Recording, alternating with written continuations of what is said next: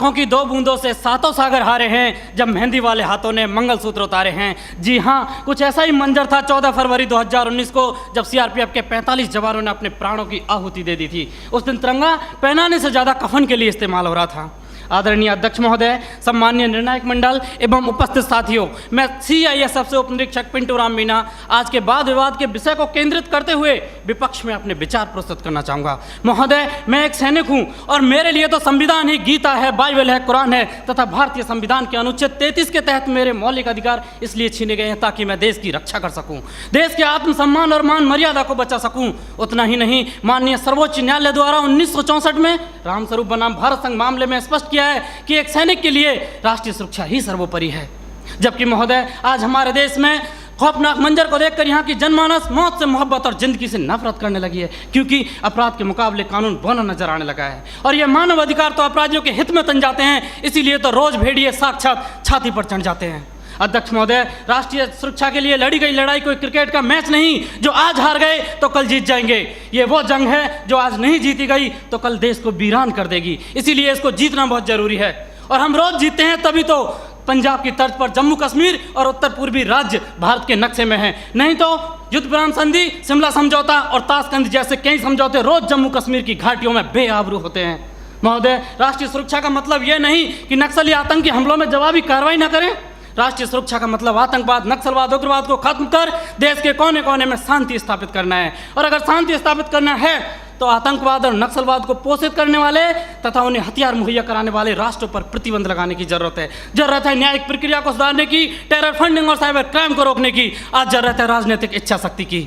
महान राजनीतिक चाणक्य ने भी कहा कि कोई भी नियम राष्ट्र और राष्ट्रहित से बड़ा नहीं होता, किंचित ऐसा है तो उसे तत्काल बदल देना चाहिए।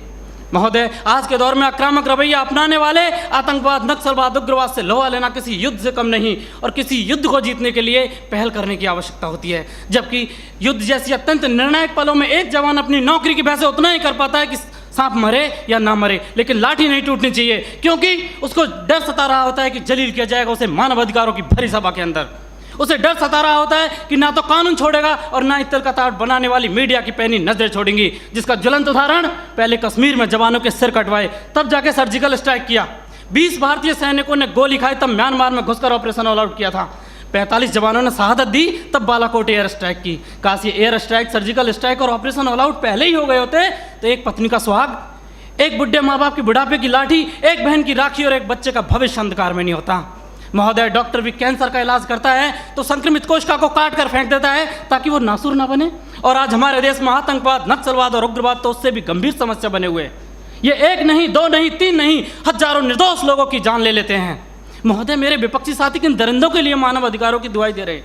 उनके लिए जो विश्व के सबसे बड़े लोकतंत्र में सत्ता का गलियारा बंदूक की नली से नापना चाहते हैं, या फिर उनके लिए जो राजनीतिक शून्य, आर्थिक विफलता और अराजकता फैलाना चाहते हैं, या फिर उनके लिए जिन्होंने 38 भारतीय नागरिकों को इराक के मौसूल में मौत के घाट उतार दिया था और उनके घर वालों की पथराई आंखों को मिला भी तो सिर्फ ताबूत, और ताबूत में मृत्यु प्रमाण पत्र, या फिर उनके लिए जो राष्ट्र विरोधी नारे लगाते हैं, अब जलम शर्मिंदा है, तेरे कातिल जिंदा हैं, कौन है अफजल का कातिल, भारतीय संविधान या सर्वोच्च न्यायालय? क्यों दरकिनार करना चाहते हैं मेरे विपक्षी साथी इन सब घटनाओं को? क्योंकि साथ सच्चाई को बर्दाश्त करने की क्षमता नहीं रह गई आपके अंदर। महोदय, सच ये है कि हमारी बंदूक की नली से निकली हुई गोली को 1000 बार सोचना पड़ता है कि उसे कब, कहां और किसे लगना है, जबकि एक आतंकवादी की गोली को कोई निर्णय लेने की आवश्यकता नहीं होती। एक जवान की उंगली अगर ट्रिगर पर है तब हम यहाँ खुली हवा में सांस लेते हैं। -40 डिग्री तापमान पर एक जवान अपनी हड्डियां गलाता है, तब हमें सहूलियत मिलती है बुद्धिजीवियों की तरह बातें करने की, सहूलियत मिलती है संवेदनशील होने की, डिस्को जाने की और त्यौहार मनाने की।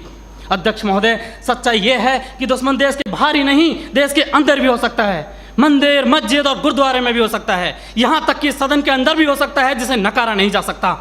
और ये मेरी जिम्मेदारी है कि बाहर भीतर हर तरफ देश की रक्षा करूं, और ऐसा करते वक्त अगर मेरे और मेरे परिवार के मानव अधिकारों को कुचलना भी पड़ा तो मेरे लिए सौभाग्य की बात होगी। अंत में फैसला माननीय निर्णायक मंडल के ऊपर छोड़ते हुए भूतपूर्व प्रधानमंत्री श्री अटल बिहारी वाजपेयी जी की चंद पंक्तियों के साथ मेरी वाणी को विराम देना चाहूँगा कि ये बंधन की भूमि है, अभिनंदन की भूमि है, ये तर्पण की भूमि है, ये अर्पण की भूमि है, इसका कंकर कंकर शंकर है, इसका बिंदु बिंदु गंगा जल है। हम जिएंगे तो इसके लिए, मरेंगे तो इसके लिए, और मरने के बाद गंगा में बहती हुई हमारी अस्थियों से कोई कान लगाकर सुनेगा तो सिर्फ एक ही आवाज़ आएगी, भारत माता की जय।